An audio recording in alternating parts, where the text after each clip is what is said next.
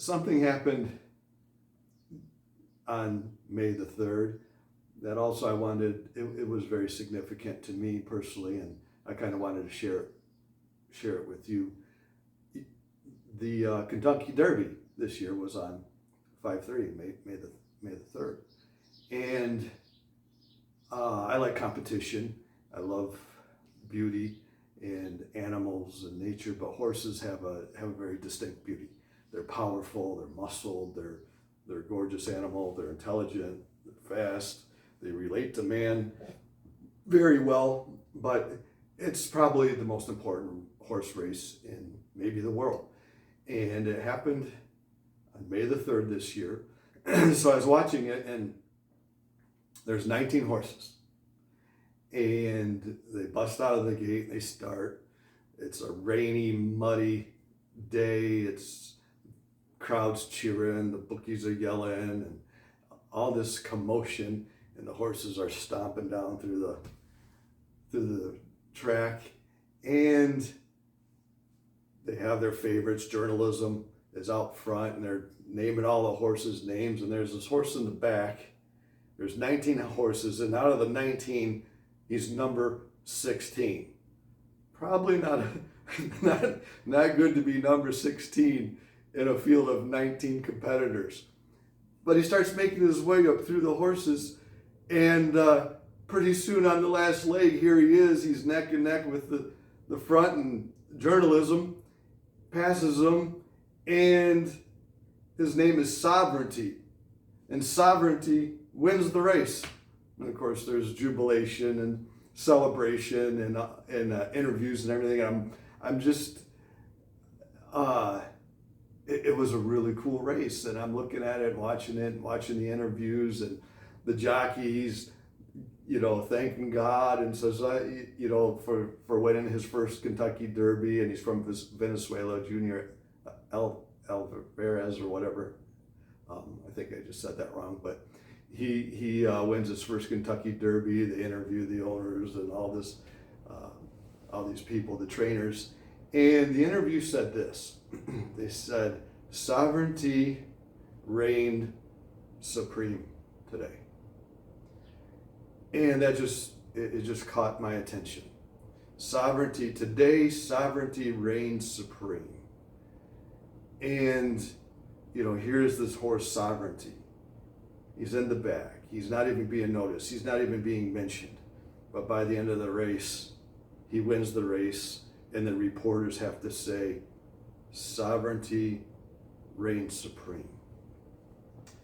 And I was watching that race, and the other competitor that was in the lead that had a lot of bets on it was Journalism. And I started thinking about these two names, Journalism and Sovereignty, these two horses. And I started to realize that in our lives, there's often two major forces. Number one, the biggest, is sovereignty. God's sovereignty that controls the day of our birth, that controls what we're named, that controls where we're going to be born, whether we're male or female, where we're going to be raised, and all these different things. That's God's sovereign hand in our lives. But then in our lives, we have what I call journalists. This horse was named Journalism. There's a lot of journalists in your life, and in my life I've had a lot of them. And they're the ones who are kind of reporting. And as we know, especially now, these journalists usually have an agenda. And they try to, instead of reporting on the story, they start to try to narrate the story before it happens. I love watching the meltdown of the journalists during the elections. They already have it. Oh, this state's going to go red. This is going to be blue. This and that, and all of a sudden, all the blue states start turning red, and there's this huge meltdown among the journalists because instead of being journalists, they were starting to narrate the story, how they wanted the story to go. And in your life, in my life, you have journalists in your life, and they start to try to narrate your story. They try to determine how your story is going to be played out, how your race is going to end, how it's going to go in your life. And what you have to do is like that horse sovereignty. There was the rain, there was the mud, there's all these circumstances, there's the roar and the yells of the crowd, there's all the other competitions. One horse, we've seen it before, where one horse stumbles and takes out a bunch of other ones. He's in the back, he's not in a great position, but he just keeps doing what he's supposed to do, keeps running his race, and in the end, sovereignty reigns supreme. And in my life, I've had these journalists, I call them, and they've tried to narrate my story. And they've tried with their agenda to say how it's going to go, how it's going to go, and how it's going to end. And there's these voices that I've had to ignore, and all the circumstances around me, the rain and the mud and all the slinging of the mud towards you and all that kind of thing, where you have to close your ears to that and you run your race and you trust sovereignty to do what he does in your life, to accomplish the goal that he has, that you win your race, that you aren't taken out by these naysayers and journalists in your life that want to see. Usually they're driven by envy and jealousy or their pride, and they don't want what's good for you. They want to report a bad story, not a good story. But what we want to end the race and them having to say, sovereignty reigns supreme today. And I've seen in my life these narrators, these journalists. We have a saying in construction: "Son, you've got the talking part down. Now let's get to work." The journalists are the talkers. They got the talking part down. I want to be a doer. I want to be the horse on the track, doing his thing, running the race, hearing the roar of the crowd, running for glory. I don't want to be in the journalist box, getting the talking part down. These talkers, and what happens is if you don't listen to those and you trust sovereignty, you trust God's will in your life. I've seen this over and over in my life. Sovereignty silences the journalists. I've had some powerful journalists in my life, and with one blow, God has taken them out. Their voices have ceased. No more talking. Recently, I've had some journalists, and I would counsel those who are journalists: be careful what you say. Journalists tend to say anything about everybody, but there comes a time when some people you shouldn't say things about.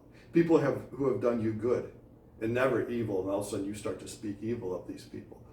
I would counsel you not to do that. There are consequences for everything that you do. One of the things that's repeated twice in the scripture is the sovereignty of God, where he says, whatsoever, he says, do not be deceived, brethren, God is not mocked.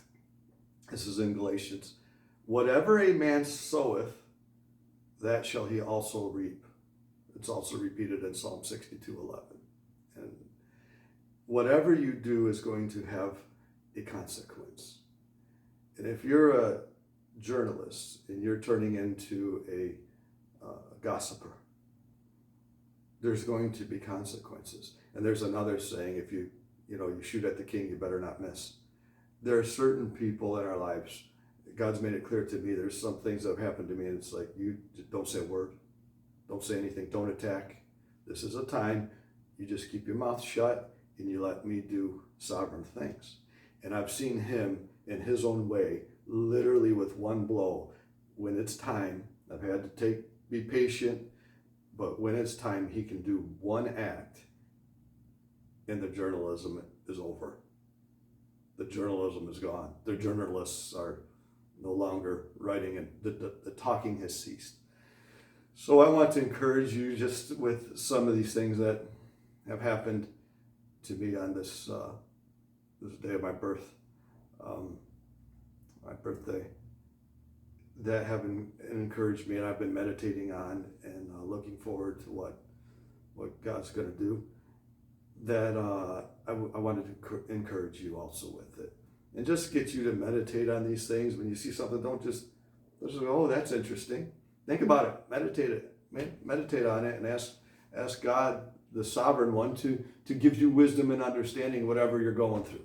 I don't want to be that person who just goes through these things in life and gets, whacked around like a pinball and never know why. Never be able to, what I say, connect the dots in my life and go, I'm getting this because of that. I sowed this bad thing and now I'm getting the consequences of my actions. Or I did this really good thing for somebody and loved somebody in this aspect, and I can see the reward of it now in my life.